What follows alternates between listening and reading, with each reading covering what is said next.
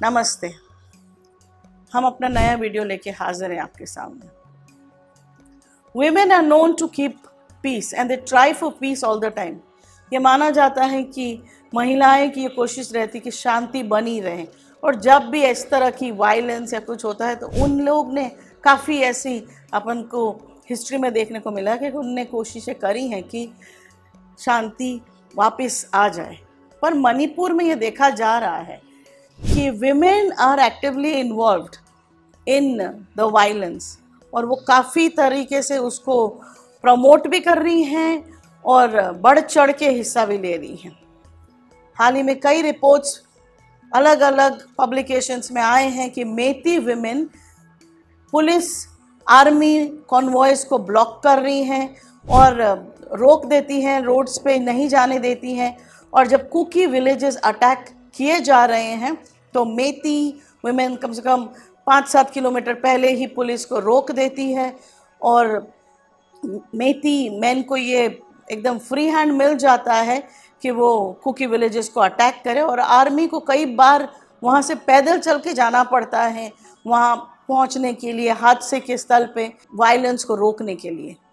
ये इंसिडेंट कई टेलीविजन्स ने भी कैप्चर किया है और कई न्यूज़पेपर्स ने, हिंदू ने और दूसरे कई न्यूज़पेपर, फ्रंटियर, मणिपुर, न्यूज़ 18, ऐसी कई न्यूज़पेपर्स एंड पब्लिकेशंस ने इस बात को रिपोर्ट किया है।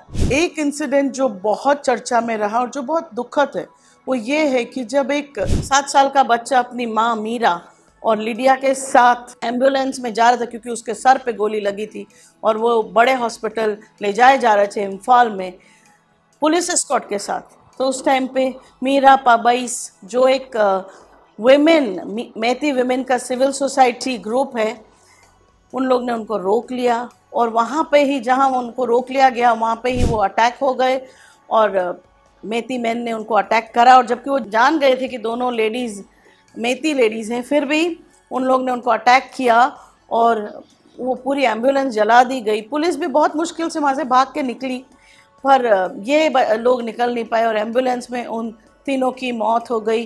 वो पूरी एम्बुलेंस जला दी गई और उसमें वो भी जल के मर गए। ये बहुत ही दुखद समाचार है, और इसमें आप देखेंगे कि किस तरह से मेती विमेन का बहुत ही बढ़ चढ़ के हाथ है। इन सारे इंसिडेंट से हमको दिख रहा है कि किस तरह से मेती विमेन भी बहुत ही सीरियसली इन्वॉल्व है। इसके सामने आपने देखा होगा कि इसके पहले जब मेती औरतें और बच्चे कुकी एरियाज़ में जब वो फंस गए थे तो वहाँ पे कुकी विमेन ने एक हाथ पकड़ के ब्लॉक कर दिया था, एक वॉल बना दी थी उनने, ताकि मेती वुमेन एंड चिल्ड्रन वहाँ से सेफली जा पाएँ। काफ़ी सिचुएशन ख़राब है वहाँ पे अभी तक, जो कि army right from the beginning बुलाई गई है। ये सारे हादसे मई 3 से शुरू हुए, मई 4 से ही आर्मी वहाँ पे हाजिर है, 1.5 महीना हो चुका है, फिर भी वहाँ पे वायलेंस लगातार देखने को मिल रही है। अब तो इम्फाल वैली में बीजेपी एमएलएस के घर जलाने की पूरी कोशिशें की जा रही हैं। बीजेपी के एमपी जो वहाँ के हैं मिस्टर सिंह, उनका घर तो बुरी तौर से जल गया, और दूसरे कई बीजेपी के और दूसरे एमपीज़ के घर जलाए गए हैं।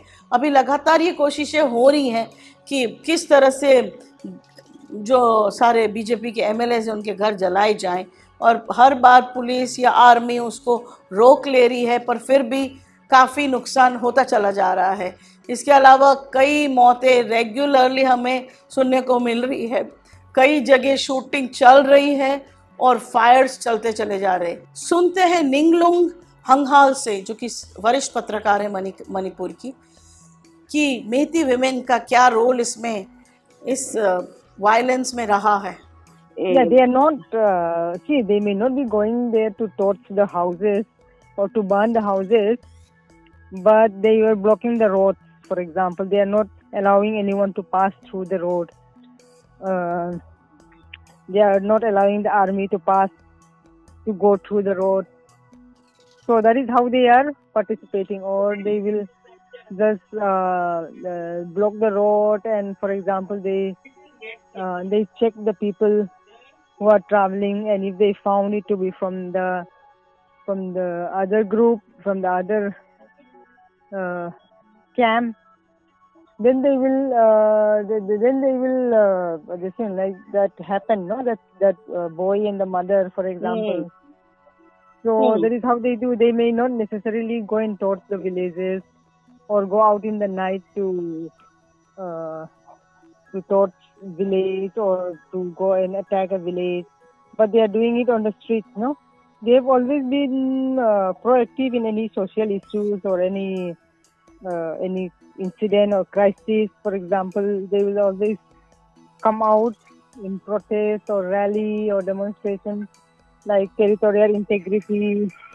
They will say, they call out for something for territorial integrity, for instance. Then they will all come out and sit in protest demonstration. Yeah, it is true. There are so many instances.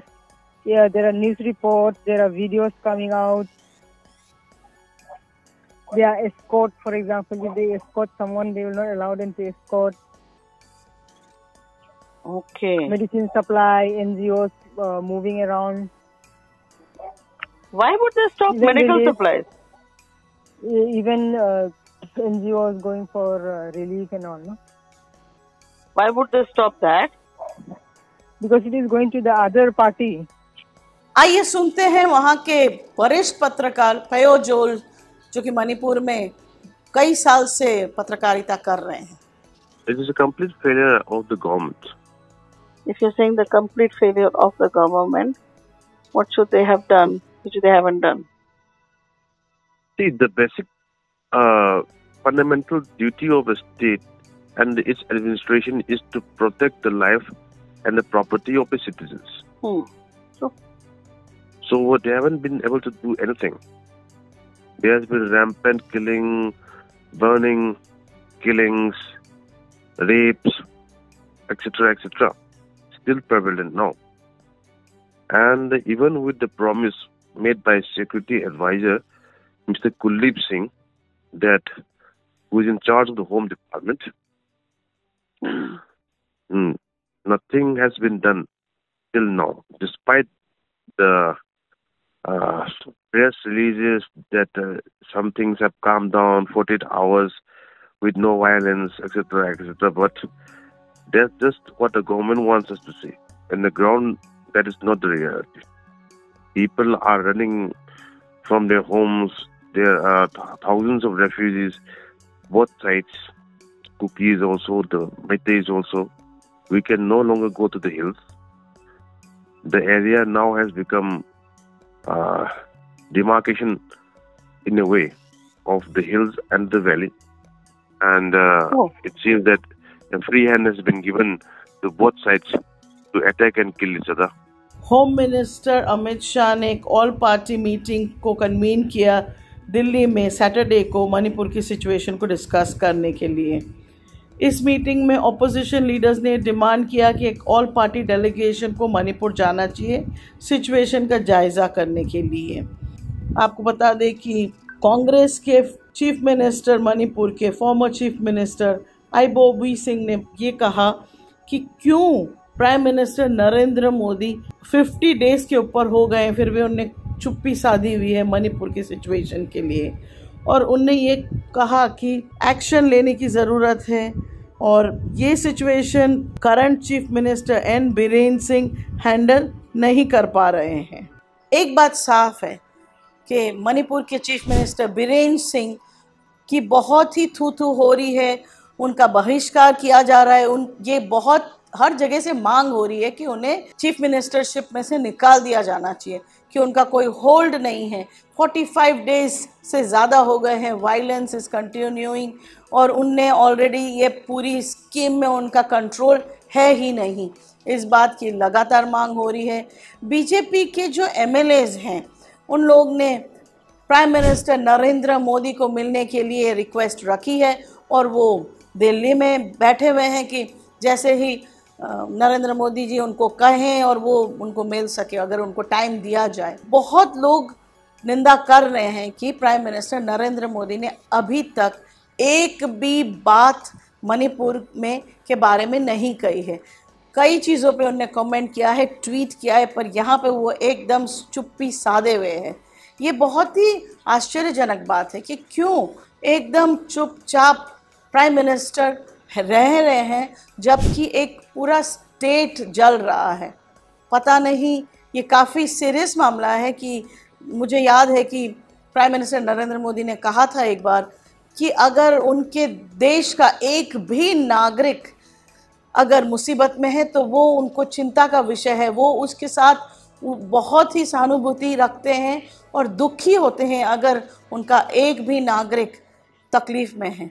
तो अब तो बहुत सारे नागरिक तकलीफ़ में हैं। तो प्राइम मिनिस्टर नरेंद्र मोदी क्यों चुप्पी साधे हुए हैं और क्यों कुछ कह नहीं रहे हैं?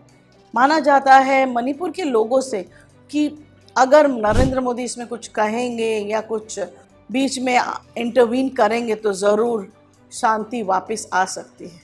अब देखना ये है कि शांति मणिपुर में कब आती है। क्या कुकीज़ एंड मेथीस अपने आप में एक पीस प्रोसेस शुरू कर सकते हैं? क्या इतनी ज़्यादा खाई तो नहीं है कि शांति आने के वास्ते बहुत ही टाइम लग जाए? आशा करते हैं कि जल्दी से पीस वापस मणिपुर में आएगी। धन्यवाद।